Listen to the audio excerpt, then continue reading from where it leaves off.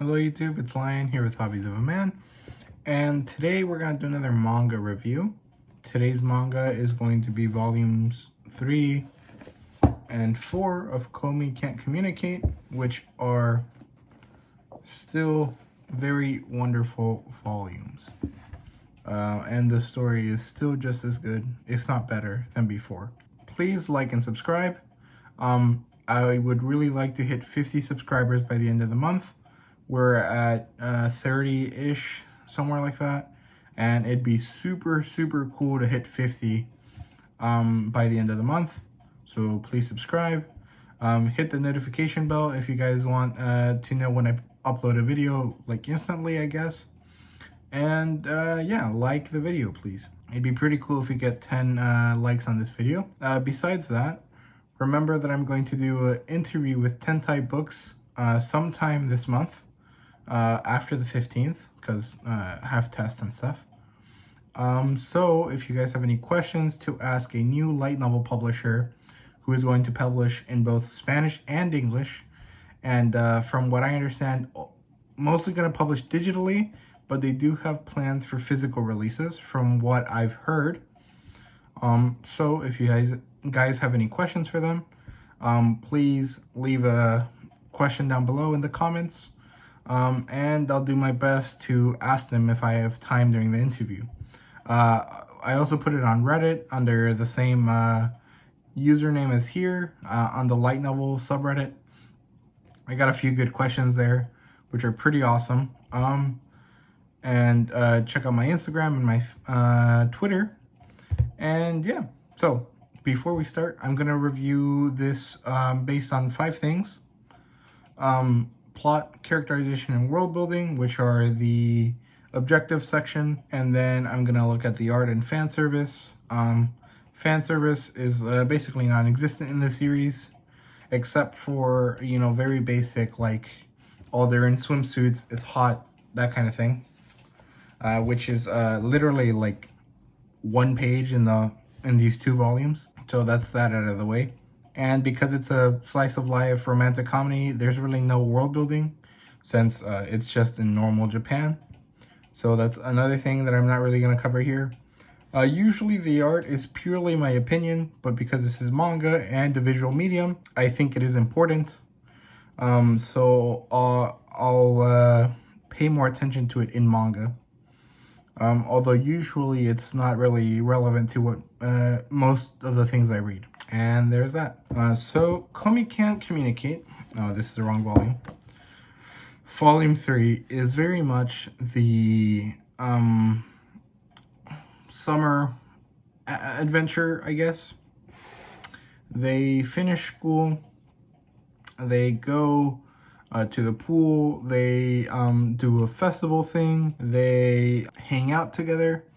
And Komi is very, very happy with the way her life is moving now. Like, she was literally friendless for most of her life, and she still can't talk because of anxiety.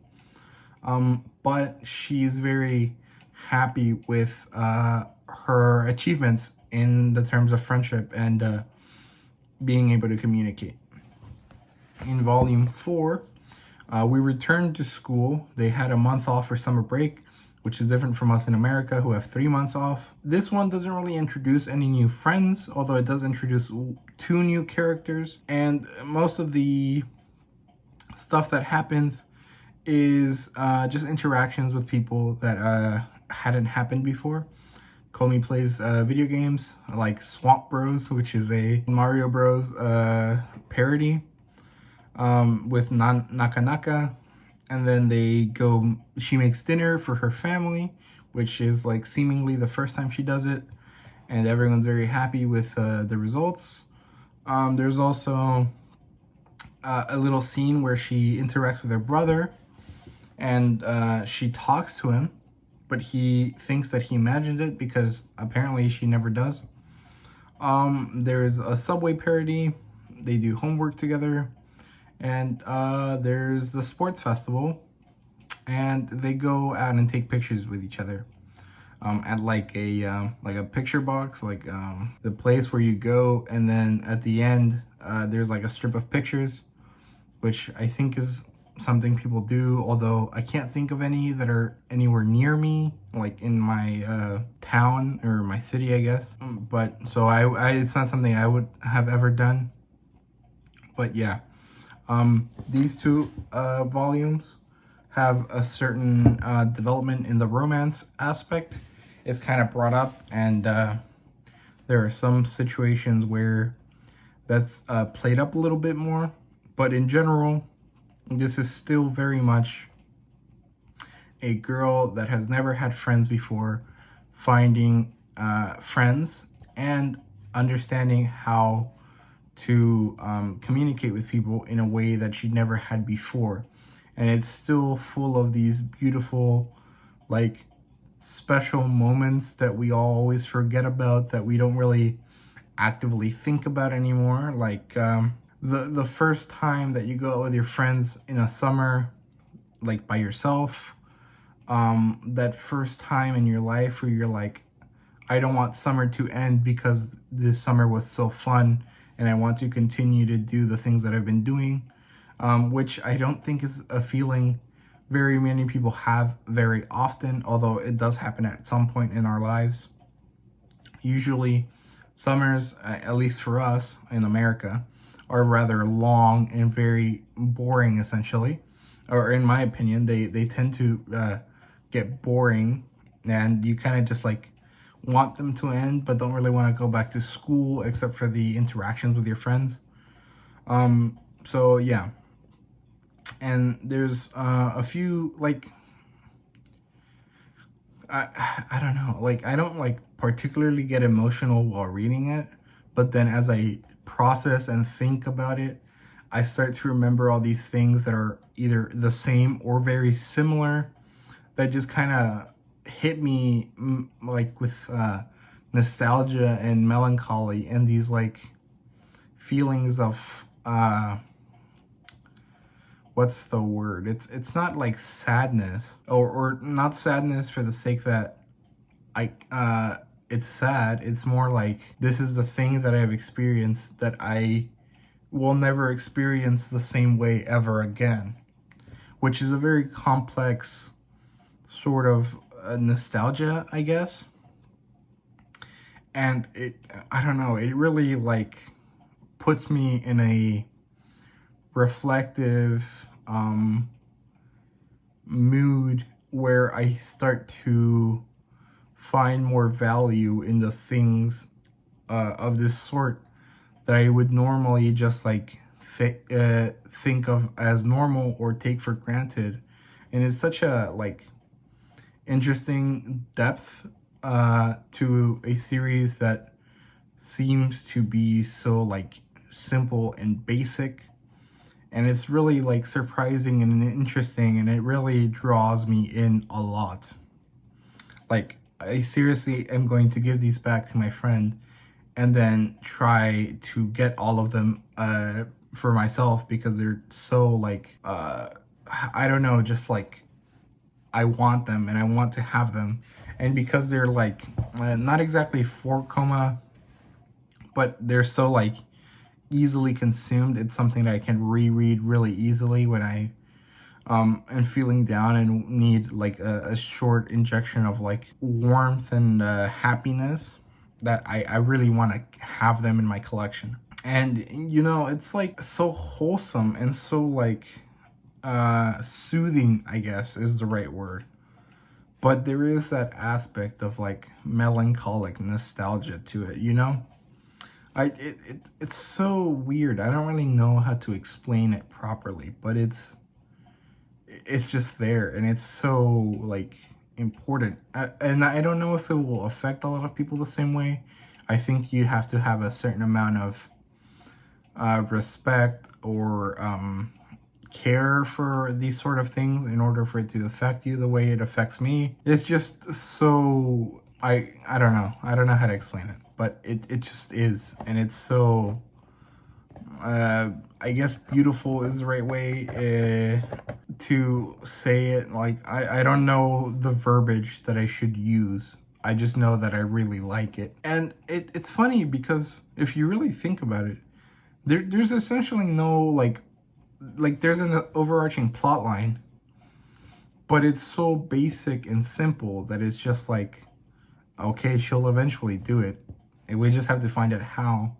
And even though all these chapters are so short and really minimal, the compendium of them, like them being put together and like you reading them all together at the same time, really builds up that feeling of like loving nostalgia, melancholy, and like these feelings of, I felt that before and I won't ever feel it again, but I still remember how it felt. And it's so like impactful, I guess. And yeah, the characters, well, I didn't really talk about the plot, I guess.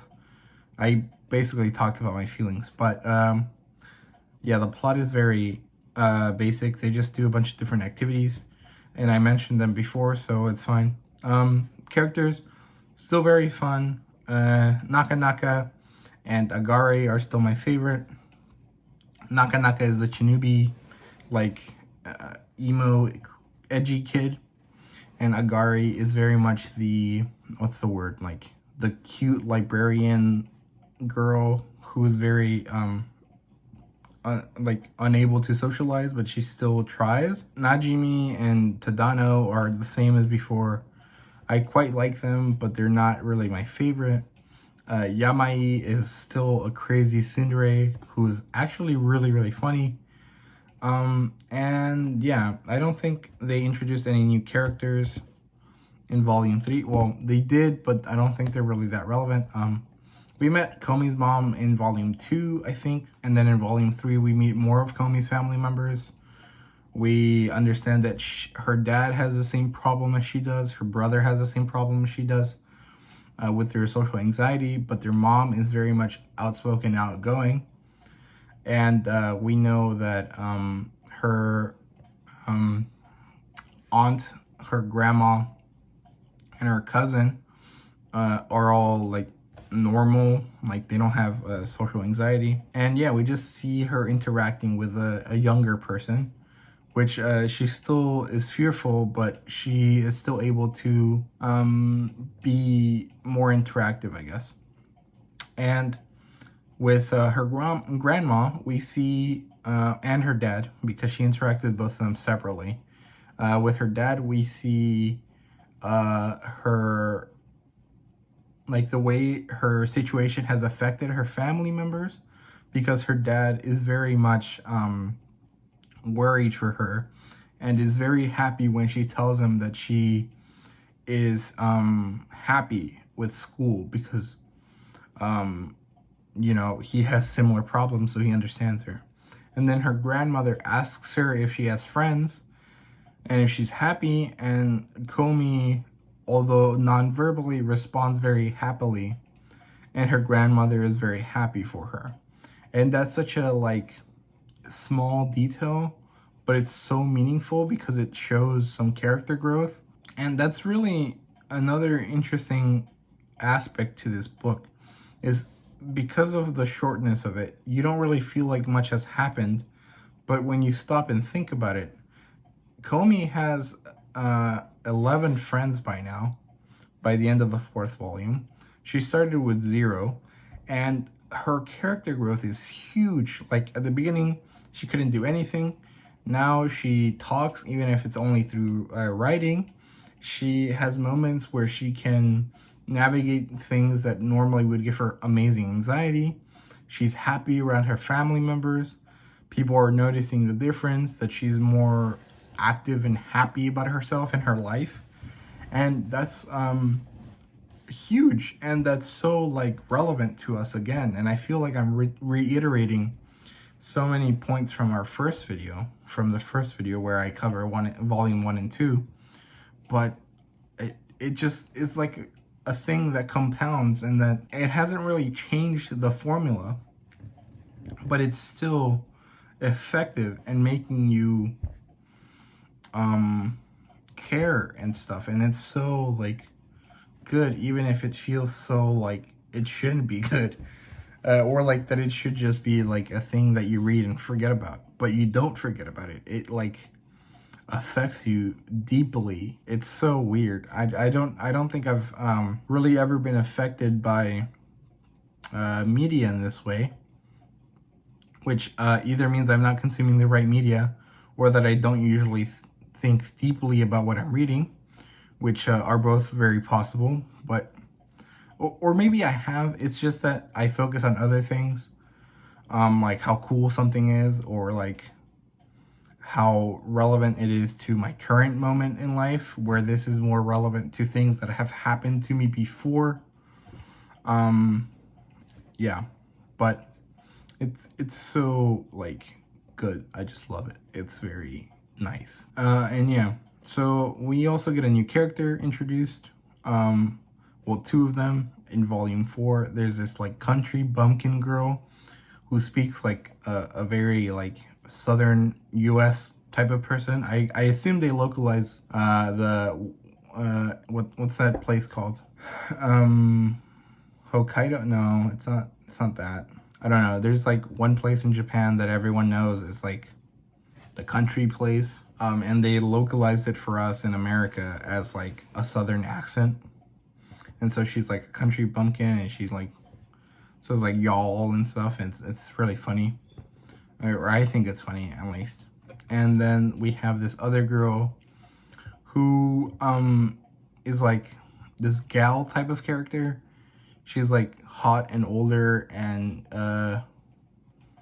she's like really competitive in like a very odd way, and she like tells everyone their temperature, which means that their enthusiasm is high.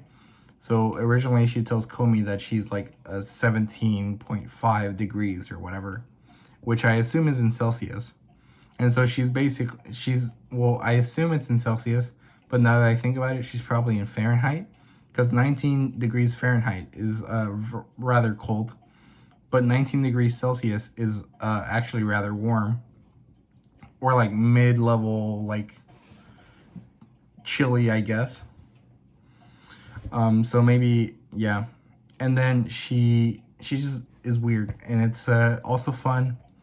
She functions as a fan servicey moment in the 4th volume, but it's not really. It's like one panel, so I don't think it really matters. And yeah, like I mentioned before, no world building. The art is great as always. I really love the way that it's drawn, and it's so amazing that you get so much emotion and stuff out of this, even though Komi never really says anything, just from the way she's drawn facially, and like third person notes or third person narration, which doesn't always tell you how she feels. It just tells you what she said usually. You get so much out of it, and maybe it's a lot of projection, and so that's why I've been affected so positively by it, because I project what I would feel in a situation like that onto Komi, because she's so easy to like identify with, because everyone has communication problems at some point in their life. Everyone feels anxious at some point in their life, and everyone has those moments where like you do something and you immediately start thinking, oh God, did I make a mistake? Did I mess up? Are these people gonna start hating me now because of something stupid that I did? And so because she doesn't really talk, you can pour your feelings into her, and it's really like easy to connect with. So I don't know. I rate these 4 out of 5, both of them. Volume 3 is a 4 out of 5. Volume 4 is a 4 out of 5. I don't know. I can't really justify not giving it a 5, but I can't justify giving it 1 either. So I'm just gonna stick with a 4. If it had a lot more world building or a lot more backstory as to why Komi is like this, I would probably bump it up to a 5. But because it's just the way it is, I can't give it that 5. And maybe this is me trying to be like a hard rater or like a good critiquer or whatever. I don't know. I haven't really decided how I feel about that. But I do know that I don't necessarily know that it deserves a 5 out of 5. And that's it. I really recommend these. As you guys can probably tell, I've basically been gushing for 20 minutes, and I can't think of a similar title, which I completely forgot to mention last time. And yeah, thank you guys very much for watching. Robert, thank you for letting me borrow these. They're amazing. And yeah, please like and subscribe, comment down below. Anyway, see you guys later.